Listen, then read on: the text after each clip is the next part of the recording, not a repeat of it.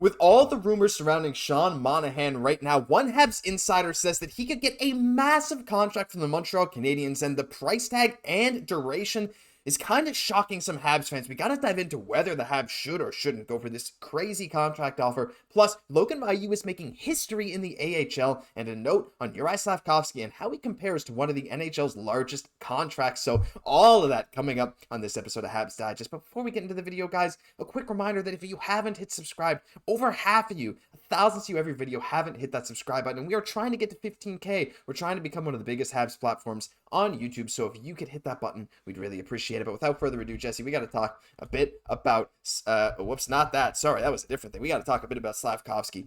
And this stat is absolutely shocking. And Slafkovsky is playing really well recently, obviously. Since he's been on the first line, he has been really, really performing at a higher level than I think any of us could have anticipated. He has been bumped down to the second line recently, but still, this past month or so of production has been unreal.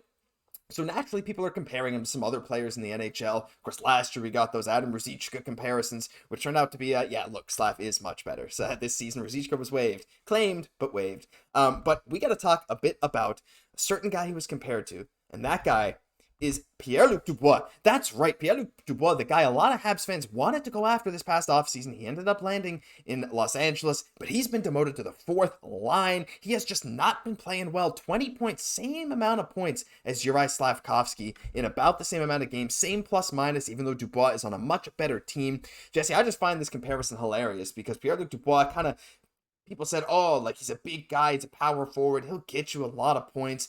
But the thing is, the effort's not there, and the fact that Slafkovsky, a teenager who still has hardly figured out how to really use his skills at the NHL level, is almost outproducing him is absolutely wild.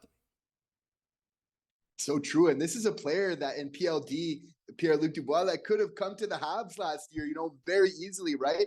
Kent had that decision to make, but I think, Kent being the businessman that he is, he realized how important culture is, and it seems like we might have dodged a bullet with that much term, that much on the books. That might have taken this rebuild and just completely taken it, off the train tracks completely, right? So I think really great for him to kind of be patient, and Kent is identifying the type of players that we want. It might have been the easier route. There might have been a lot of good excuses. Oh, this is a French Quebec player. We don't have superstar type players all the time that want to come here. Kent knew what would be best for this team, but this is an interesting comparable.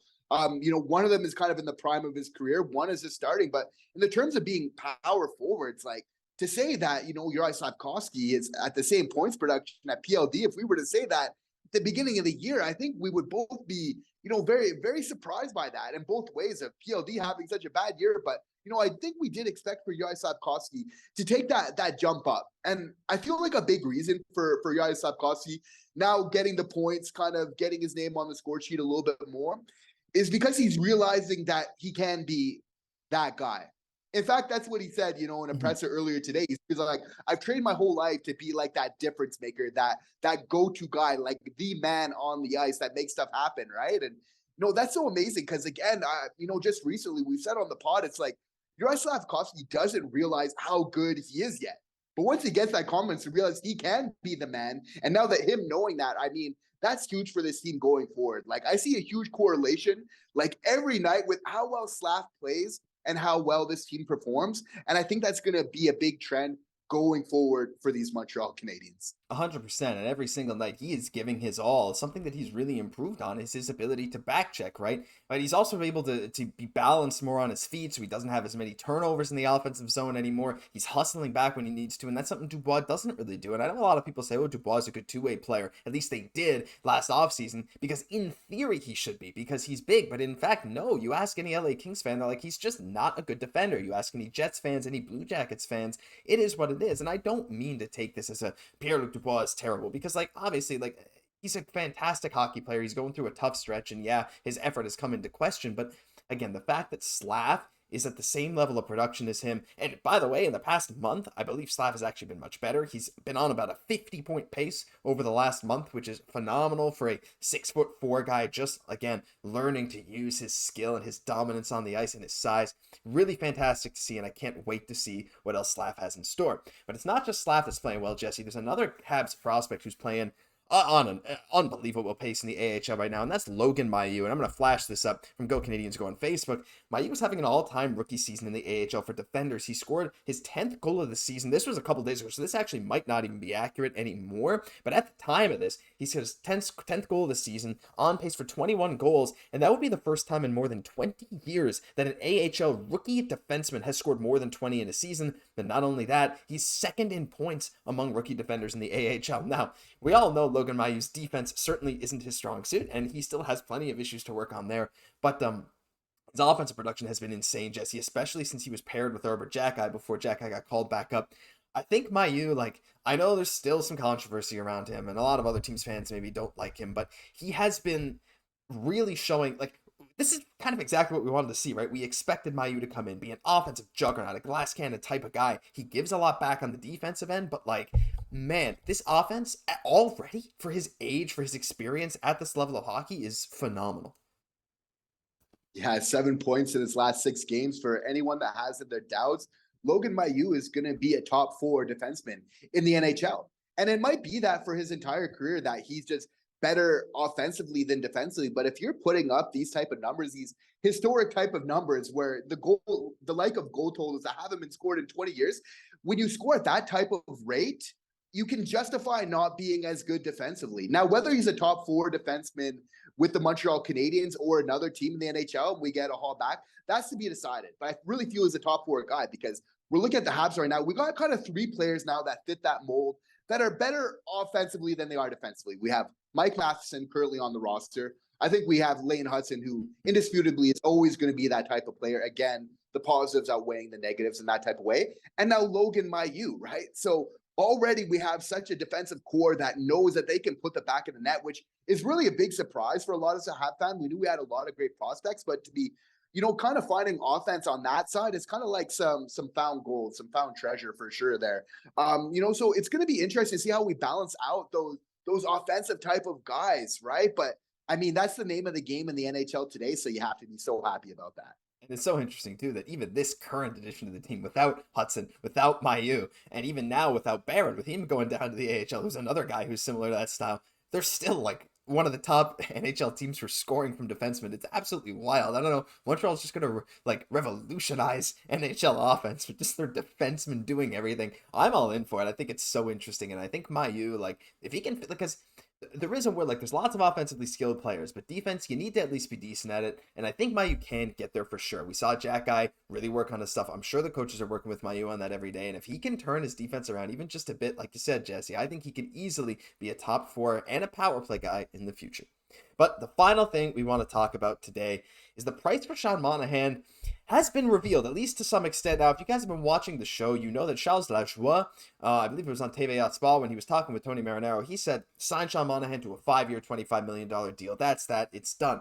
Well, it's not just him. As we mentioned a couple days ago in a video, Marc-Olivier Beaudoin kind of tweeted, well, do we want to keep him? Do we want to give him away? He's got a good contract now. But he went on to say, if the Habs want to give him like a big offer, it's going to need to be about of the order of 5 years, $5 million per year. So $25 million over 5 years. And he says there that Sean Monahan is probably going to test the free agency market because it's probably his last chance to passer à la banque, really to get his big paycheck. Do the Habs really want to embark on a long-term journey with Sean Monahan, a guy who's had a pretty bad injury history in the NHL, who's really just now getting back to the form he was at 3-4 years ago?